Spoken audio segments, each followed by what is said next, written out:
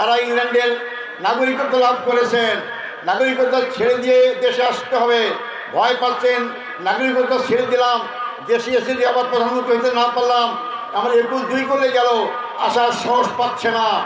দেশ ছেড়ে বাংলাদেশ জামাত ইসলামী কেউ পালায় যায় না। যারা কোথায় কথা বলতো শেখের বেটি পালায় না, তারাই আজকে দেশ থেকে পালিয়ে গিয়েছে। আর জামাত ইসলামীর লোকরা দেশেই আছে। আমরা ফাঁসির মঞ্চে গিয়েছি, কিন্তু দেশ ত্যাগ করার চিন্তা করিনি, কারণ জামাত ইসলামী সবচেয়ে দেশপ্রেমিক দল, জামাত ইসলামী জনগণের দল। জনগণকে সাথে রেখেই তিনি জনগণের কল্যাণ চায় জামাত ইসলামী। তাই যারা কথায় কথা স্বাধীনতার পক্ষের শক্তি বলে, কথায় কথা বলে আমার দেশ স্বাধীন করার আব্বা, আজকে তারা 18 কোটি মানুষকে ফেলে রেখে ভারতীয় আশ্রয় নিয়ে আজকে সুন্দর জীবন যাপন করছেন। আপনারা বলেন, যারা হাজার হাজার আওয়ামী লীগ কর্মীকে ফেলে দিয়ে 18 কোটি মানুষকে বিপদে ফেলে রেখে বিদেশে অবস্থান করে, তারা কি দেশপ্রেমিক? না যারা বিদেশ থেকে এসে ফাঁসির মঞ্চে গলায় ঝুলি দিয়ে মৃত্যুবরণ করে তারাই দেশপ্রেমিক। আমাদের এই ভাই অবিশ্বাস হলো সত্য, 30 বছর ধরে এত সুন্দর জীবনযাপন করেছিলেন, কোটি কোটি টাকা ইনকাম করার সুযোগ ছিল, আন্তর্জাতিকভাবে সকল জায়গায় যাওয়ার সুযোগ ছিল। শুধু আমির জামাতের কথা শুনে আনুগত্য করে উনি সমস্ত দুনিয়ার সুখ শান্তি ছেড়ে দিয়ে আপনাদের পাশে দাঁড়িয়েছেন। আপনারা কি পারেন না তার পাশে দাঁড়াতে? আপনার হাত তুলে দেখান, তার পাশে থাকবেন ইনশাল্লাহ। উনি আপনাকে ছেড়ে যাবেন না।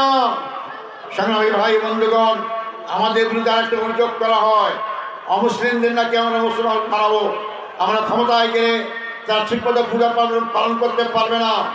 আমি যদি এখানে হিন্দু ভাই থাকেন, তাকে আমি স্মরণ করতে বলবো, 2024 সালের পূর্বে যে হাসিনা ক্ষমতায় ছিলেন, আপনার প্রায় দেখবেন দুর্গা পূজার সময় পূজা মণ্ডপ ভাঙ্গা হতো, মূর্তি ভাঙ্গা হতো, আর দায়িত্ব ইসলামী ছাত্র ইসলামী জামাত ইসলামীকে দেওয়া হতো। আপনারা ওকে হাত দিয়ে বলেন, আজকে 2025 সালে যে দুর্গা পূজা হয়েছে, বাংলাদেশের কোনো মিডিয়া কেউ এই কথা বলতে পারেনি যে একটা দুর্গা মণ্ডপে হামলা করা হয়েছে, একটি মূর্তি ভাঙ্গা হয়েছে, কেউ বলতে পারবে না। তাহলে আগে, এখন তো আমরা ক্ষমতার কাছাকাছি, এরপর যদি দুর্গা পূজা আমরা ভাঙতে না পারি, এর আগে দুর্গা পূজার মণ্ডপ ভেঙেছিল কে? যারা ভেঙেছিল আজকে দেশে নাই, দেশটি যা পালিয়ে গিয়েছে। অতএব জামাত ইসলামী আমিরের জামাত তিনি ঘোষণা দিয়েছেন 24 সালের পথ পরিবর্তনের পরে আপনারা সকল হিন্দু বাড়িতে পাহারা দেবেন, মন্দিরে পাহারা দেবেন, যদি কেউ দুঃসাহস করতে না পারে অন্য ধর্মলোকের উপর আঘাত করতে। এই প্রমাণ জামাত ইসলামী দিয়েছে। অতএব মুসলিম ভাই, হিন্দু হোক খ্রিস্টান হোক, বাংলাদেশ জামাত ইসলামী দায়িত্ব পেলে আপনারা সবচেয়ে নিরাপদ থাকতে পারবেন ইনশাআল্লাহ। আপনাদের দৃষ্টি আকর্ষণ করতে চাই, বাংলাদেশ জামাত ইসলামীর আজকে জোয়ার সৃষ্টি হয়েছে, সারা বাংলাদেশে দাঁড়িপাল্লার জোয়ার। এই জোয়ারে ভীত হয়ে আমাদের বিরুদ্ধে আজকে জঘন্যতম হামলা শুরু করেছে।